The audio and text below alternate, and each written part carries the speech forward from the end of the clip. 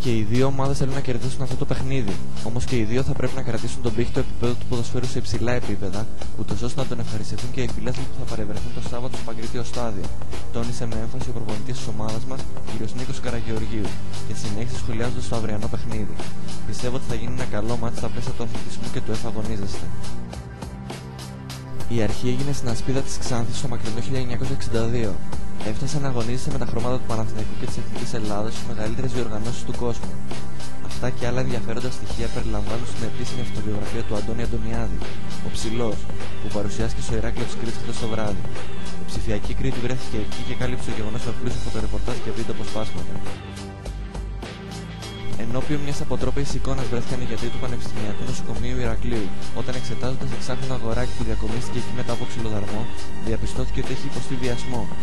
Αμέσως κλήθηκε η ασφάλεια Ηρακλείου, η οποία μετά από έρευνα συνέλαβε τον πατέρα του εξάχρονου, θεωρώντας τον ύποπτο για κατεξακολούθηση βιασμού και χρήση βίας. Κρίσιμες ώρες για τον Αρχιεπίσκοπο Χριστόδουλο, καθώς το τελευταίο διάστημα η υγεία του είχε επιδεινωθεί σε επικίνδυνο βαθμό και αντιμετωπίζει αναπνευστικά προβλήματα.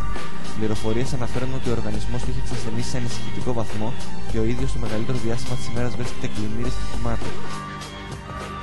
Η υπόθεση ηλεκτρονικής κατασκοπίας έλειπε στο προσκήνιο στην Ελλάδα, καθώς σχηματίστηκε δικογραφία εις βάρος 58χρονου, ο οποίος κατηγορήθηκε για υποκλοπή και διακίνηση λογισμικού σχεδίαση μηχανολογικού εξοπλισμού μεγάλης πολυεθνικής εταιρείας με έδρα τη Γαλλία.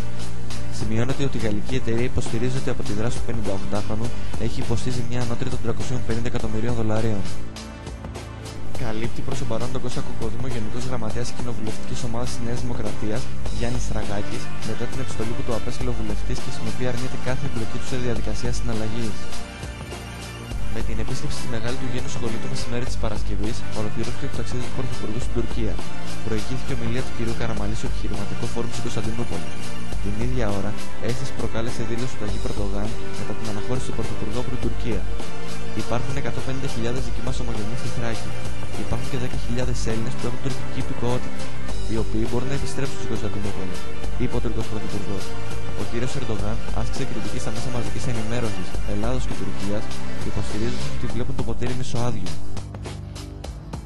Ένα αυτοκίνητο Ford Fiesta είναι το έπαθλο του παίχτη που θα επιδείξει μεγαλύτερες ικανότητες και θα αναδειχθεί νικητής στο πρώτο Πανελλήνιο Πρωτάθλημα Pro Evolution Soccer 2008.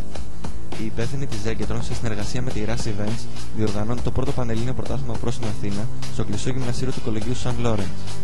3.000 άτομα έχουν δηλώσει ήδη συμμετοχή στο διαγωνισμό που θα διεξαχθεί σε κονσόλα PlayStation 3.